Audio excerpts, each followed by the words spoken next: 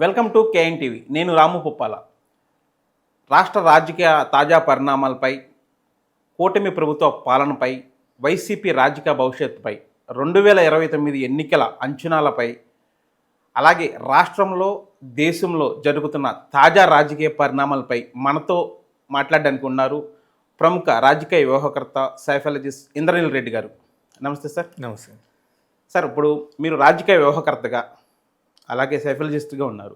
2024లో మీరు వేసిన అంచనాలు ఏమైనా తప్పాయా? తప్పే. ఏం అంచనాలు వేశారు? ఏం తప్పింది? వైఎస్ఆర్సీపీ అధికారంలోకి వస్తుంది అని చెప్పాము. అట్ సేమ్ టైము ఈవీఎంలలో కొంత అనుమానాలు ఉన్నాయి అనేది కూడా మొట్టమొదటిసారి రివీల్ చేసింది. కానీ ఫేస్బుక్లో పోస్ట్ చేయడం కానివ్వండి, 99 టీవీలో దాని గురించి ఇన్ డీటెయిల్డ్ ఇన్ఫర్మేషన్తో వచ్చింది. కానీ ప్రతిసారి నేనే ముందు చెప్పాను. ఓకే. ఎందుకు అంటే అర్ధరాత్రి 12 తర్వాత 54 లక్షల ఓట్లు పోలవటం అనేది అసలు జరిగే పరిస్థితి కాదు సార్. ఇదేం ఫస్ట్ ఎలక్షన్ చూడట్లేదు, ఎన్నో ఎలక్షన్ చూసాము, అది అసంభవం. సో అన్ని లక్షల ఓట్లు యాడ్ అయిన తర్వాత ఫలితాలు తారుమారవటం అనేది సహజంగా జరిగింది. సో ఇప్పుడు ఎలక్షన్ కమిషన్ అనేది ఎంతమంది ఎన్ని రకాల అనుమానాలు వ్యక్తపరుస్తున్నా కూడా ఎక్కడా కూడా క్లారిఫై చేయకపోవడం వలన అందరికీ కూడా ఇంకా ఏదో తప్పు జరిగింది అనేవి బలంగా నమ్మాల్సిన పరిస్థితి వస్తుంది. సో వీవీప్యాట్ స్లిప్పులు టాలీ చేసుకునే అవకాశం ఉన్న వాటిని ఒక టైం పీరియడ్ ఉన్నా కూడా వాటిని అరెస్ట్ చేసేయటం, ఈవీఎంలను అరెస్ట్ చేయటం, వీవీప్యాట్ స్లిప్పులు తగలబెట్టేయటం.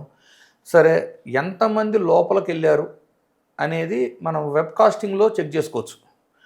ఎప్పుడైతే ఆ ఇన్ఫర్మేషన్ అడిగారో వెంటనే ఇది కేవలం ఎలక్షన్ కమిషన్ యొక్క ఇంటర్నల్ ప్రాసెస్ కోసమే అని చెప్పేసి ఆ డేటా అరెస్ట్ చేసేయటం. ఓకే. అంటే ఒకటి కాదు, అంటే అంటే ఈ ఎలక్షన్ సజావుగా జరిగిందా లేదా అని నిరూపించడానికి అవకాశం ఉన్న ప్రతిదాన్ని కూడా దాన్ని ఒకవేళ ఇప్పుడు ఒక ఇంద్రనీల్ రెడ్డి అడిగితే చూపించద్దు, పోటీ చేసిన అభ్యర్థి అడిగితే చూపించదు, జ్యుడిషియరీలో జడ్జికి చూపించడానికి మీరు అలా మీ ఎవరికి చూపించని జడ్జికి చూపిస్తామని చెప్పచ్చు కదా. సో ఎన్నో రకాల అవకాశాలు ఉండి కూడా వాటిని అరెస్ట్ చేయటం వలన అనుమానాలు ఇంకా పెరిగిపోయినాయి. జనరల్గా ఏమైంది, ఫామ్ 20, ఫామ్ 17సి ఫామ్ 20ని టాలీ చేసుకొని ఆ టాలీ అయితేనే మీరు ఫామ్ 21 డిక్లరేషన్ ఆఫ్ ద ఎవరు గెలిచారు అనేది ఎలా ఇచ్చి వాళ్ళు ప్రమాణ స్వీకారం చేయడానికి అవకాశం ఉంటుంది. కానీ మరి ఫామ్ 20 ఎన్నోసార్లు అడిగినా కూడా 108 రోజుల తర్వాత కానీ ఫామ్ 20 అప్లోడ్ చేయలే. ఫామ్ 20 లేకుండా మీరు అసలు ఫామ్ 21 గెలిచారు అని డిక్లరేషన్ ఇవ్వడానికి లేదు. అంటే ఒకటి కాదు నేను చెప్తుంది, ఇలా ఎన్నో రకాల అనుమానాలు. ఆల్రెడీ ఈవీఎంలన్నీ ఆంధ్రప్రదేశ్కి వచ్చినా కూడా BJP and Janasena TDP alliance form చేసిన నెక్స్ట్ డే 3700 ఈవీఎంలు వెనక్కి వెళ్ళి కొత్త ఈవీఎంలు రావటం అవ్వచ్చు. ఇలా ఒకటి కాదు. సరే, ఆ 3700 ఈవీఎంలు ఎక్కడ వాడారు అడిగితే చెప్పరు. ఇంకా బేసిక్ ఇన్ఫర్మేషనే చెప్పకపోతుంటే వాళ్ళు ఇంక ఇవన్నీ ఎందుకు చెబుతారు? ఓకే. సో ఎన్నో రకాల అనుమానాలు ఇలా ఉన్నప్పుడు మేము కూడా లాస్ట్ ఎలక్షన్ సర్వే అయితే మేము వైఎస్ఆర్సీపీ గెలిచిద్దని ఇచ్చాము. ఇప్పటికీ నేను ప్రగాఢంగా నమ్ముతాను, ఓటర్ తీర్పు ప్రకారం అయితే వైసీపీ గెలిచిందని. అంటే దాదాపుగా మనకి 20 సంవత్సరాల నుంచి కూడా ఈవీఎంలోనే మనకి ఎలక్షన్ జరుగుతుంది. అదే ఈవీఎంతో 2019లో వైఎస్ఆర్సీపీ గెలిచింది.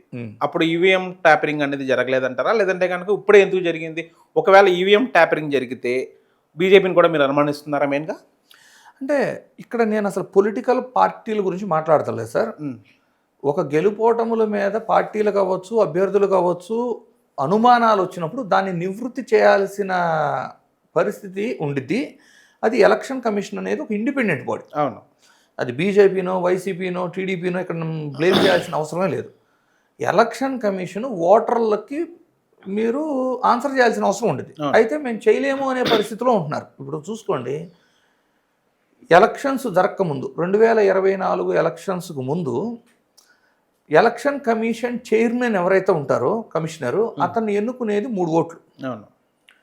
ఒకటి సిజేఐ, ఒకటి ప్రైమ్ మినిస్టరు, మూడోది ఎల్ఓపి లీడర్ ఆఫ్ అపోజిషన్. అయితే సడన్గా జీవో మార్చేసి సిజేఐని తీసేసి అధికారంలో ఉన్న ఇంకో మంత్రికి ఓటు ఇచ్చారు. అంటే 2 ఓట్లు అధికార పార్టీకి అంటే ఉమ్. అంటే ఎలక్షన్ కమిషనర్ని ఎంచుకునే కాడే స్టార్ట్ అయిపోయిందంట నేను. ఓకే. తరువాత ఆ. కొంతమంది స్వతంత్రులు అవ్వచ్చు, కొంతమంది ఈ అసోసియేషన్ లాంటివి అవ్వచ్చు, వెళ్ళి సుప్రీంకోర్టుని ఆశ్రయించాయి. ఉమ్. ఈవీఎం అనేది ట్యాంపర్ చేయడానికి టెక్నికల్గా ఉంది కాబట్టి వీవీప్యాట్ స్లిప్ అనేది ఫిజికల్గా డ్రాప్ బాక్స్లో పడుతుంది. ఇప్పుడు మనము ఓటేసాం సార్, నా కళ్ళ ముందు నేను వేసిన ఓటు గుర్తు జనరేట్ అయ్యి ప్రింట్ అయ్యి డ్రాప్ బాక్స్లో పడుతుంది కదా. అవును. సో వీవీప్యాట్ స్లిప్పులు లెక్క పెడితే 100% బ్యాలెట్ ఎలక్షన్తో ఎక్కువలే కదా అది. అవును. సో వీవీప్యాట్ స్లిప్పులు లెక్కించండి అని వెళ్తే సుప్రీంకోర్టు ఎలక్షన్ కమిషన్ పిలిపించింది 24 ఎలక్షన్స్ ముందు.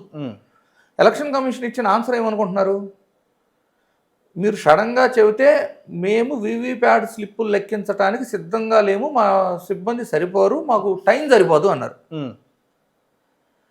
అంటే ఒక ఈవీఎంలో ఎన్ని ఓట్లు పోల్ అయినాయి, ఎవరెవరికి ఎన్ని వచ్చినాయి. ఇప్పుడు జనరల్గా ఏమైందంటే సార్, ఎలక్షన్ కౌంటింగ్ ఎప్పుడన్నా మీరు ఐడియా ఉంటే 14 టేబుల్స్ వేస్తారు అవును ఒక అసెంబ్లీకి. అంటే ఒక్కొక్క టేబుల్ మీద దగ్గర ఒక 20 పోలింగ్ స్టేషన్, అంటే మీకు పోలింగ్ బూత్కు సంబంధించిన కౌంటింగ్ జరిగింది. ఒక్కొక్క బూత్లో 1000 ఓట్లు ఉండవు. 20,000 స్లిప్పులు అంటే ఏ పార్టీకి ఆ పార్టీ సర్దటానికి ఎంత టైం పట్టింది సార్? బ్యాలెట్ ఓటు కాదు కదా, మొత్తం ఫోల్డ్ ఓపెన్ చేసి ఇది వ్యాలిడ్ ఓటా ఇన్వాలిడ్ ఓటా ఇది కాదు కదా. ఏ గుర్తుకు ఆ గుర్తు తీసి డ్రాప్ బాక్స్లో ఎవరిదాళ్ళు పక్కన పెట్టుకోవడానికి 20 బూతులకి ఎంత టైం పట్టింది? ఒక 6 అవర్సా? 6 to 8 hours కదా. అంటే ఎలక్షన్ కమిషన్ చెప్పిన సమాధానం ఏంటంటే, ఒక రోజు మేము పని చేయలేం, ఒక రోజులో మేము చేయలేం, ఒక రోజు పని చేయం. మీరు 5 సంవత్సరాల ప్రజాస్వామ్యాన్ని కాపాడే ఎలక్షన్ కమిషను ఒక రోజు పని చేయలేమనే సమాధానం సుప్రీంకోర్టుకు చెబితే సుప్రీంకోర్టు యాక్సెప్ట్ చేసింది. ఓకే. ఇక్కడ ఇంకో క్వశ్చన్ ఏంటంటే, వీవీప్యాట్ స్లిప్ లెక్క పెట్టనప్పుడు ఎందుకు మరి ఆ ఖర్చు అంతా? ఇప్పుడు వీవీప్యాట్స్ ప్రింటింగ్ జనరేట్ అవ్వడానికి డ్రాప్ బాక్సులు సీల్ వేసి మనకి విజిబుల్ ఎందుకు డిజిటల్ పెట్టేయండి. అది కూడా నేను నొక్కగానే ఎవరు పడింది అనేది ఒక డిజిటల్ పెట్టేస్తే నా భ్రమలో నేను వెళ్ళిపోతా. ఒక రోజు పని చేయలేమనే కదా ఆన్సర్ అది. ఈ రోజున ఈవీఎంల మీద రిజల్ట్ 8ంటికి స్టార్ట్ అయితే 11ంటికి వచ్చేస్తున్నాయి కదా సార్. మ్యాక్సిమం మధ్యాహ్నానికి అయిపోతుంది ఎలక్షన్ కౌంటింగ్. అంటే ఒక్క పూట పని చేయలేము అని చెప్పటము, దాన్ని సుప్రీంకోర్టు యాక్సెప్ట్ చేయటము. ఏది సుప్రీంకోర్టుని ఎలక్షన్ కమిషనర్గా ఎన్నుకునే బాధ్యతల నుంచి పక్కన పెట్టిన తర్వాత అదే సుప్రీంకోర్టు మేము ఒకరోజే పని చేస్తామన్నా కూడా యాక్సెప్ట్ చేసింది. మరి ఇవన్నీ ఏమంటారు? వీటికి ఆన్సర్ ఏం చెప్తారు? ఇప్పుడు ఎస్ఐఆర్ నడుస్తుంది సార్. అవును. ఎస్ఐఆర్ పేరుతో ఉత్తరప్రదేశ్లో 3 కోట్లు పైచీలకు ఓట్లు పోయినాయి. దానికి వాళ్ళు ఏం చెబుతున్నారు? డెత్లు, డిలీట్లు, వలస వెళ్ళిన వాళ్ళు అని చెబుతున్నారు. సరే, వలస వెళ్ళిన వాళ్ళంతా వలస ఎక్కడికి వెళ్ళి ఉంటారు? ఉపాధి కోసం, కన్స్ట్రక్షన్ వర్క్ అవచ్చు, రకరకాలు. ఇప్పుడు మన హైదరాబాదే తీసుకుందాం. హైదరాబాద్లో అడుగడుక్కి మనకి బీహారు, ఉత్తరప్రదేశ్, పశ్చిమ బెంగాల్ ఈ ఓటర్లు కనబడుతున్నారా లేదా? అవును. పనులు చేసుకుంటూ. సరే, ఇక్కడ ఏమైనా ఓటు ఇస్తున్నాం మనం? ఇక్కడ రాస్తున్నారా అంటున్నా నేను. రాయట్లేదు. మరి ఏమి ఇంటిగ్రిటీ? మరి అక్కడ ఓటు తొలగించడం కరెక్టా రాంగా? అంటే మేము ఓన్లీ నాన్ ఇమిగ్రేషన్, అంటే బంగ్లాదేశ్ నుంచి కానీ పాకిస్తాన్ నుంచి కానీ అక్రమంగా వచ్చిన వాళ్ళు మాత్రమే తొలగించాము. ఇప్పటి వరకు వేరే దేశంలో ఉండి స్థానికంగా ఉన్న వాళ్ళు దేశంలో ఎక్కడున్నా మేము ఓట్లు తొలగించలేదు, ఓన్లీ నాన్ ఇమిగ్రేషన్ మాత్రమే తొలగించామని చెప్తున్నారు. దేశం మొత్తం మీద ఇది గుర్తుపెట్టుకోండి. దేశం మొత్తం మీద ఇప్పుడు వరకు జరిగిన అన్ని రాష్ట్రాల ఎస్ఐఆర్ల మీద కలిపి ఒకళ్ళో ఇద్దరునో విదేశీయులుగా అక్రమంగా వచ్చిన వలసదారులుగా 2ని గుర్తించారు ఎస్ఐఆర్లో. ఇవన్నీ కరెక్ట్ కాదు సార్. బంగ్లాదేశ్ వాళ్ళే 80 లక్షల మందిలో దాదాపు 70 లక్షల మంది బంగ్లాదేశ్ వాళ్ళని మనకి సోషల్ మీడియాలో కూడా బాగా ఇదైంది. గుర్తుపెట్టుకోండి, ప్రచారమేమో రోహింగ్యా అని నడుస్తుంది. అక్కడ ఎవరిని తీసేశారండి? మతువా అనే క్యాస్టు హిందువులు బంగ్లాదేశ్ నుంచి వలస వచ్చిన వాళ్ళ ఓట్లు 50 లక్షలు తొలగించారు. కానీ ప్రచారం ఏం చేస్తారు?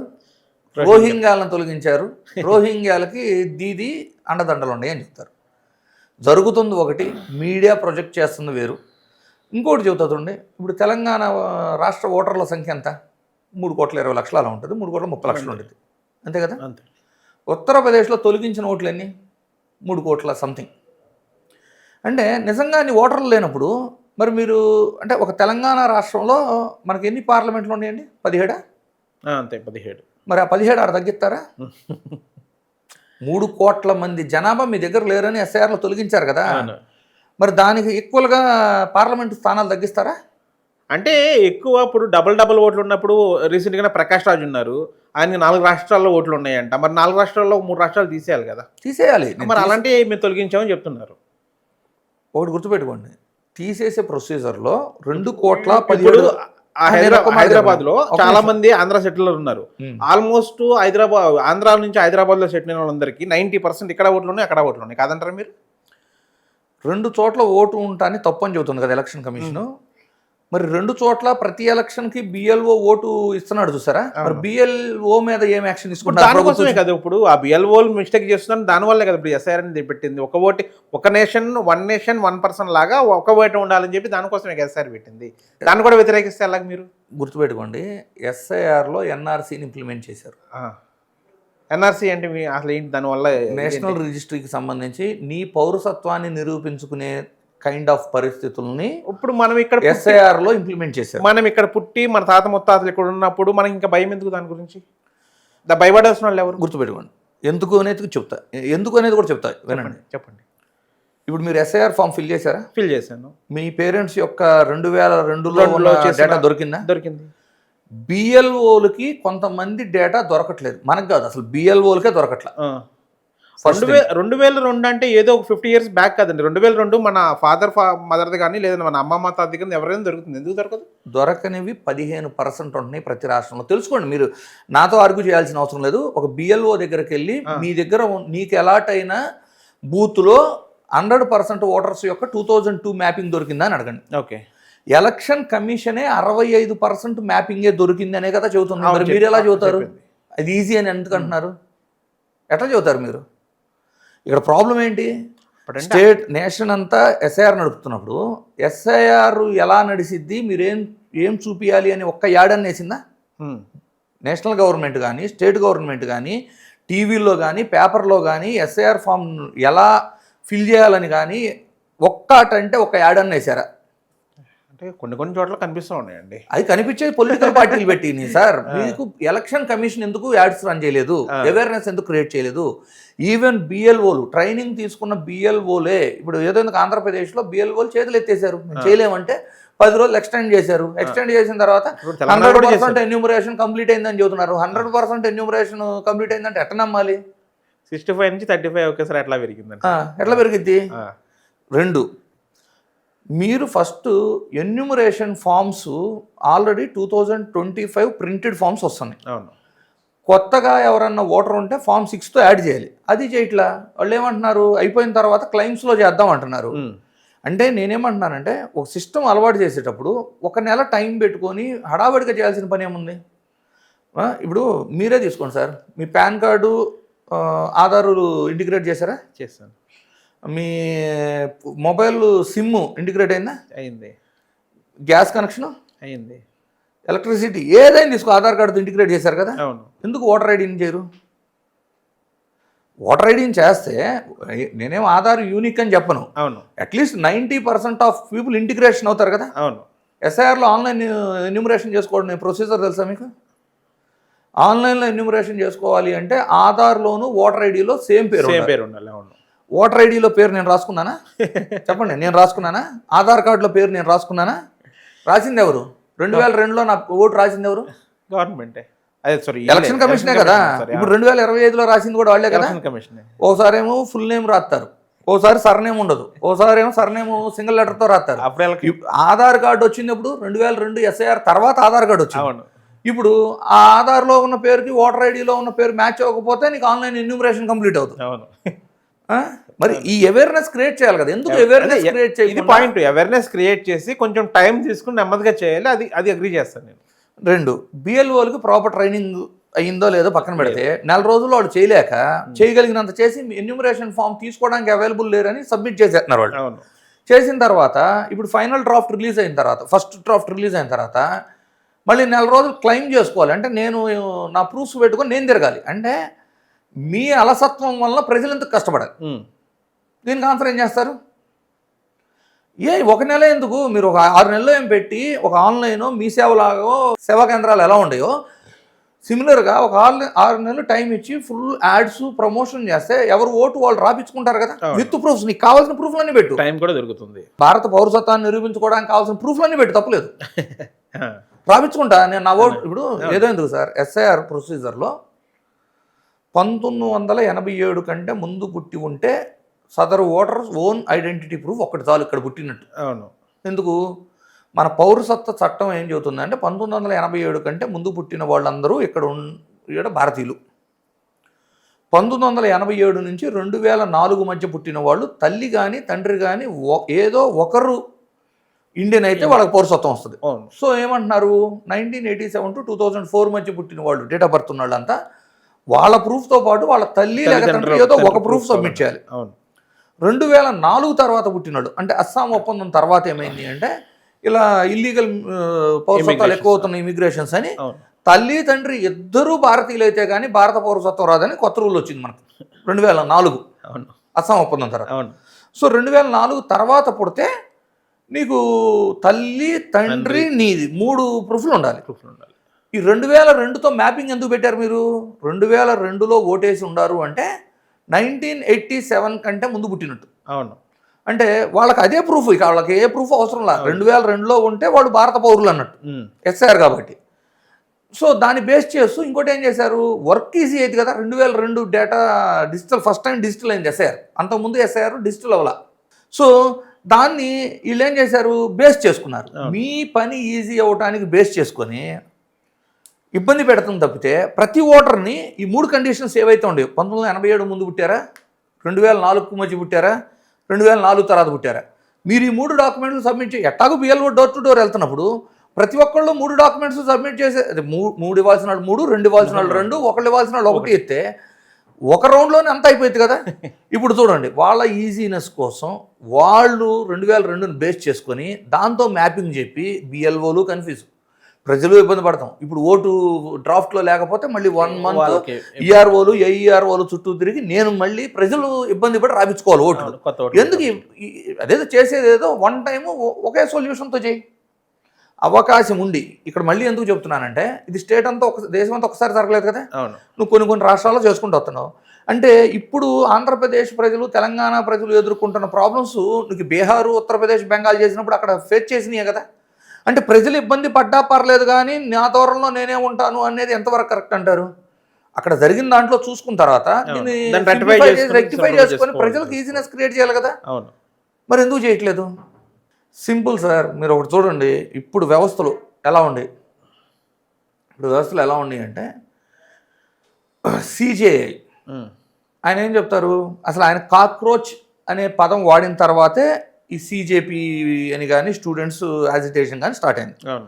నిన్న జంతర్ మంతర్లో జరిగిన బ్రూటల్ అంటే దాడుల తర్వాత సిజే అంటుంది ఏంటంటే ఆ వీడియోలు చూసే సమయం నాకు లేదు, అవసరం లేదు అంటున్నాడు. ఎలక్షన్ కమిషన్ ఏమంటుంది, ఒకరోజు మేము పనిచేయలేము అని ఎలక్షన్ కమిషన్ చెబుతుంది. ఇప్పుడు విద్యాశాఖ మంత్రి ధర్మేంద్ర ఏం చెప్తున్నారు, ఎవరు కూడా పేపర్ లీక్ని ఆపలేరంట. అంటే మీరు చేయలేకపోతున్నారు, మీరు చేయలేకపోతే మీరు రిజైన్ చేసి పక్కకి వెళ్తే ఇంకో వ్యక్తి వచ్చి చేపగలడు. నేను చేయలేనంత మాత్రాన ఇంకెవడూ చేయలేడు అనే ధోరణిలో వ్యవహరించడం అనేది. అసలు ఈ జంతర్ మంతర్ దగ్గర కాక్రోచ్ అసలు ఎందుకు ధర్నా చేస్తున్నారు సార్? మీరు ఈ మధ్య కాక్రోచ్కి ఎక్కువ సపోర్ట్ చేస్తూ పోస్టులు కూడా పెడుతున్నారు. అసలు జంతర్ మంతర్ దగ్గర ఈ కాక్రోచెస్ ఎందుకు ధర్నా చేస్తున్నారు సార్? కాక్రోచ్కి సపోర్ట్ కాదు సార్, విద్యార్థులకి. ఎందుకంటే మీరు ఎప్పుడైనా చూసుకోండి, 20 ఏళ్ల క్రితం తీసుకోండి, 40 ఏళ్ల క్రితం తీసుకోండి, ఏదైనా ఒక యాజిటేషన్ సక్సెస్ అయింది అక్కడ కొన్ని వీడియో చూశాను. సరే, విద్యార్థులు దేనికోసం ధర్నా చేస్తున్నారు ఫస్ట్ చెప్పండి. ఫస్ట్ విద్యాశాఖ మంత్రిని రిజైన్ చేయమని. కారణం నీట్ లీక్ అయిందని. నీట్ లీక్ అయింది. తర్వాత దాన్ని ఎవరైతే లీక్ చేశారో ఆ అధికారిని జైల్లో పెట్టారు. మళ్ళీ నీట్ ఎగ్జామ్ రాపిచ్చారు. దానిలో క్వాలిఫై అయిన వాళ్ళు సీట్స్ కోసం సర్చ్ చేస్తున్నారు. ఫెయిల్ అయిన వాళ్ళు, ర్యాంక్ రాని వాళ్ళు మళ్ళీ లాంగ్ టర్మ్ తీసుకుని వెళ్తున్నారు. కానీ అక్కడ ఉన్న వాళ్ళు ఎవరు? ఇప్పుడు మీరు అక్కడ కొన్ని వీడియోలు మీరు అబ్జర్వ్ చేస్తే కనుక మ్యాక్సిమం జీరో నాలెడ్జ్తో ఉప ప్రధాని ఎవరో తెలియదు, అసలు నీట్ ఎగ్జామ్ ఎప్పుడు లీక్ అయిందో తెలీదు, మన ప్రధానమంత్రి పేరు కూడా పూర్తిగా తెలియదు. కొన్ని వీడియోస్ వస్తున్నాయి. నిజంగా వాళ్ళు విద్యార్థులు అయితే ఒక లేడీ జర్నలిస్ట్ని ఎంత నీచంగా ఆమె చేశారు ఆ వీడియో చూసారు మీరు మీకు వాళ్ళందరూ విద్యార్థులేనా? కాదు కొన్ని వేల వీడియోల్లో ఆ 4 ఎందుకు నాకే కనపడి కదా అలాంటివి నాకు కొన్ని వేలు మీకు ఆ 4 దొరికాయండి. ఎందుకు కనపడి చెప్పండి ఫస్ట్. ఎందుకు అంటే అసలు ఫస్ట్ మీడియా భ్రష్టు పట్టిపోయి మీడియా అనేది ఎలా అయిపోయిందంటే పెయిడ్ మీడియా లాగా మారిపోయింది. ఉమ్. అసలు మీడియా రోల్ ఏంటి? అసలు మీడియా రోల్ ఏంటి? నిజాన్ని నిర్భయంగా ప్రజలకు చెప్పడం, నిజాన్ని చెప్పడం ఒకటే కాదు సార్, ఉన్నది ఉన్నట్టే చూపించు. ప్రభుత్వం చేస్తున్న తప్పులను నిలదీయటమే మీడియా. ఆ రోల్ చేయగలుగుతుందా? ఇప్పుడు ఏ మీడియా లేదు అలాగ. ఏ మీడియా లేదు కాబట్టి స్టూడెంట్స్ మళ్ళీ యాజిటేషన్ చేయాల్సిన పరిస్థితి వచ్చింది. లేదు అసలు ఒక పేపర్ లీక్ అయింది అనుకుంటున్నారు మీరు, నీట్ ఒకటే లీక్ అయింది అనుకుంటున్నారు. ఏం లేకండి చెప్పండి. ఆల్మోస్ట్ బీజేపీ అధికారంలోకి వచ్చిన తర్వాత more than 150 times paper leak అయింది. పేపర్ లీకేజ్ అనేది నాకు తెలిసి 90s 80s నుంచి కూడా ఉంది. ఇప్పుడు పర్టికులర్ గా కొత్తగా అంటే తప్పు కాదంటారు. ఇప్పుడు పంజాబ్ లో ఏ గవర్నమెంట్ ఉంది? కాదు మీరు పేపర్ లీక్ అంటే ఒక్క నిమిషం అట్లా కాదు సార్. అప్పుడు నేను పేపర్ లీక్ తప్పని కాదు మీ చెప్పట్లేదు. ఒపీనియన్ తెలుసుకోవాలనుకుంటున్నాను. పేపర్ లీక్ అనేది తప్పు కాదంటారు. తప్పు అని నేను చెప్పట్లేదు, తప్పు కాదని నేను చెప్పట్లేదు. పేపర్ లీకేజ్ అనేది ఒక బీజేపీ హయాంలోనే జరగలేదు అని చెప్తున్నాను మీకు. నేను చెప్పేది అది. ఎవరు తప్పు చేస్తే వాళ్ళని ప్రజలు దించుతారు. ఇదేం బీజేపీ ఎల్లకాలం పరిపాలన అది కాదు కదా. 5 ఏళ్లకు ఒకసారి మ్యాండేట్, ప్రజల మ్యాండేట్ ఇస్తారు. ఆ మ్యాండేట్ లో ఒకవేళ నిజంగానే వాడు తప్పు చేయలేదు అంటే మ్యాండేట్ వస్తుంది. ఓకే. కానీ ప్రస్తుత పరిస్థితుల్లో ఎందుకు ధర్మేంద్రని కంటిన్యూ చేయాలి అది చెప్పండి. ధర్మేంద్ర పాస్ట్ తెలుసా మీకు? అసలు ధర్మేంద్ర పాస్ట్ తెలుసా? ఒక నిమిషం అండి. ఒక నిమిషం. ధర్మేంద్ర లీక్ చేస్తారా లేదంటే అక్కడ లోకల్ అధికారులు లీక్ చేస్తుంటారు? ఇప్పుడు లోకల్ ఇప్పుడు ఏదైతే డిపార్ట్మెంట్ ఉందో ఆ డిపార్ట్మెంట్లో అధికారులు అవినీతిగా అమ్ముడిపోయి వాళ్ళు లీక్ చేస్తుండొచ్చు కదా. ధర్మేంద్ర ఏం చేస్తాడు దాన్ని ఆయన దృష్టికి వచ్చింది, అధికారుల మీద చర్యలు తీసుకున్నాడు, జైల్లో పెట్టాడు. సరేలే సార్, మీరు ఏదో ధర్మేంద్ర గారికి ఇప్పుడు ఫ్యాక్ట్ మాట్లాడుకోవాలండి. ఇప్పుడు ధర్మేంద్ర గారు ఒక మినిస్టరు కాదు ఫస్ట్ ఒక నిమిషం కొంచెం కూల్ డౌన్ అవ్వండి. చెప్పనియండి ఎందుకంత ఆవేశపడుతున్నారు? చెప్పండి. ధర్మేంద్ర పాస్ట్ తెలుసా మీకు? అన్న తెలియదు కదా. పేపర్ లీకేజ్ మీద ఉద్యమం చేస్తే అతన్ని కూడా పోలీసులు కొడితే దెబ్బలు తిని ఎదిగిన నాయకుడు. ఇది తెలుసా నీకు? తెలియదు. ఆ నాయకుడు ఈ రోజున నువ్వు విద్యాశాఖ మంత్రిగా ఉంటే నువ్వు ఒకప్పుడు చేసింది రైట్ అయితే ఇప్పుడు విద్యార్థులు చేసేది రాంగ్గా రైట్. దీనికి ఆన్సర్ ఏనా? విద్యార్థులు చేస్తే రైట్ అవుతుంది. ఇప్పుడు ఇంకా అయిపోయింది. నేను చెప్పేది అదేనండి. ఇప్పుడు అంటే అట్లా కాదు. బీజేపీ ప్రతిపక్షంలో ఉంటే ధర్నా చేయొచ్చు, ప్రొటెక్ట్ చేయొచ్చు. అదే బీజేపీ అధికారంలో ఉంటే ఎవరు ప్రొటెక్ట్ చేయకూడదు. అంతేగా మీరు చెప్పేది? ఇప్పుడు పంజాబ్ ఏ గవర్నమెంట్ ఉంది? అంటే గతంలో పంజాబ్ ఏ గవర్నమెంట్ ఉంది? పంజాబ్ తీసేయండి సార్, పంజాబ్ తీసేయండి సార్. ఒక నిమిషం నాకు చెప్పనండి. మీరు ఓన్లీ బీజేపీనే టార్గెట్ చేసి మాట్లాడుతున్నారు మీరు ఇక్కడ. నేను అందుకే పంజాబ్ గురించి అంటే ఇప్పుడు నువ్వు బీజేపీకి సపోర్టా? నేను సపోర్ట్ చేయట్లేదండి. మరి నీకేంటి నొప్పి అన్నా? టు బి ఫ్రాంక్ ఎవరు మాట్లాడుతున్నావు బాస్? నువ్వు యాడింటున్నావు అసలు? ఎంతసేపు యాడింటున్నావు నువ్వు? ఏదో బీజేపీ అంధభక్తులా మాట్లాడుతున్నావు. నువ్వు అసలు మీడియా వ్యక్తిగా ఏడ మాట్లాడుతున్నావు? నేను అంధభక్తులని చెప్పట్లేదు. నువ్వు చెప్పవలసిన మాకు అర్థమవుతుందా అన్న?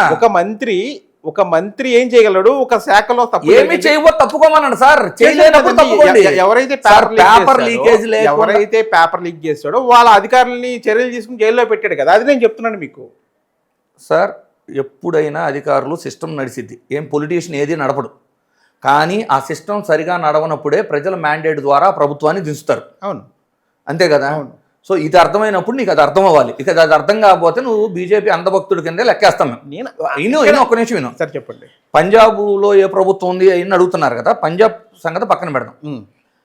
బీజేపీ ప్రతిపక్షంగా ఉన్నప్పుడు, కాంగ్రెస్ అధికారంలో ఉన్నప్పుడు వాళ్ళ మీద ఇలాగే ధర్నాలు, యాజిటేషన్స్ బీజేపీ ప్రభుత్వం చేసిందా లేదా? బీజేపీ పార్టీ చేసింది, 100% చేసింది. మరి బీజేపీ చేస్తే రైట్ అయినప్పుడు ఇప్పుడు ప్రతిపక్షాలు ఉన్నాళ్ళు స్టూడెంట్స్ చేస్తే రాంగ్ ఎందుకు అవుతుంది? రాంగ్ అని చెప్పట్లేదు. నేను రాంగ్ ఎక్కడ చెప్పాను మీకు? మీరు అదే కదా అన్నారు. ఆయన ఏం చేస్తాడు ధర్మేంద్ర అంటున్నారు. నేను చేసేది ఏంటంటే విద్యార్థులు శాంతియుతంగా, అప్పుడు బీజేపీ ఇంత హింసకాండ చేస్తుంది అప్పుడు ఆ టైంలో ఎందుకు చేయలేదు సార్? మీరు ఎక్కడ ఉంటారు? అంటే మీకు నాలెడ్జ్ పాత ఏం చూడరు అసలు. ఇది చూసే చెప్తున్నానండి. ఇంత ఘోరమైనది ఎప్పుడు చేయలేదు నాకు తెలిసి. బీజేపీ వాళ్ళు కానీ కాంగ్రెస్ వాళ్ళు కానీ చేయలేదు. కాంగ్రెస్ వాళ్ళు కూడా చేయలేదు. ఈవెన్ ఇప్పుడు ఇది చేస్తున్నది కాంగ్రెస్ వాళ్ళు కూడా కాదు. కాంగ్రెస్ పార్టీ కూడా ఇంత వ్యతిరేకత లేదంటే ఇంత ఇది ఎప్పుడు చేయలేదు కాంగ్రెస్ వాళ్ళు కూడా. ఇది చేస్తూ తెలంగాణలో స్టూడెంట్స్, తెలంగాణ రాష్ట్రం కోసం స్టూడెంట్స్ చేసినప్పుడు అవును చేయలేదా? రాష్ట్రం కోసం చేస్తున్నప్పుడు అప్పుడు ఏంటంటే వాళ్ళు ప్రాణంతో సహా, ప్రాణం మాకు అవసరం లేదు, మాకు రాష్ట్రమే కావాలన్నది ఆ సెంటిమెంట్లో వాళ్ళు వెళ్ళారు. దాన్ని మనం అవును సార్, దానికి నేను తేడా. మీరు ఎట్లుందంటే కంఫర్ట్ జోన్ ఉంటే ఒక రకంగా, కంఫర్ట్ జోన్ లేకపోతే ఒక రకంగా. ఇప్పుడు తెలంగాణ విద్యార్థులు చేస్తే రైటు, ఎందుకు అంటే వాడు అది ఆశ అంటారు. ఆశ కాదండి, నేను ఆశ అని చెప్పట్లేదు, వాళ్ళ అస్తిత్వం కోసం పోరాడారని చెప్తున్నా. ఇప్పుడు కూడా అదే కదా, ఫ్యూచర్ కోసం పోరాడుతున్నారు. పేపర్ లీకేజ్, ఇప్పుడు పేపర్ అండి, నేను చెప్పేది ఏమిటి సింపుల్ అండి. ఇప్పుడు ఏ గవర్నమెంట్ ఉన్నా కానీ పేపర్ అంటే, నేను మళ్ళీ మీరు వ్యతిరేకించట్లేదా అంటారు.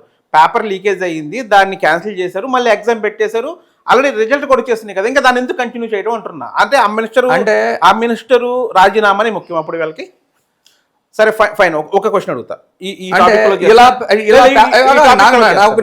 ఇలా పేపర్ లీక్ అవుతానే ఉండేది, విద్యార్థులు మళ్ళీ రాసుకోవాలంటారు. మీరు అంతే కదా, పేపర్ ఇలాగే లీక్ చెప్పట్లేదండి. మీరు చెప్పింది ఏంటంటే పేపర్ లీక్ అయింది, ఏంటండి పేపర్ లీక్ అయింది, పేపర్ లీక్ చేసిన వాళ్ళని అరెస్ట్ చేశారు, సో మళ్ళీ ఎగ్జామ్ పెట్టారు అన్నారు, అయిపోయింది. రేపు మళ్ళీ పేపర్ లీక్ అయితే ఇప్పుడు ఎందుకు మీ విద్యాశాఖ మంత్రి గారు, ప్రెసెంట్ ఉన్న విద్యాశాఖ మంత్రి గారు ఏం చెప్తున్నారు?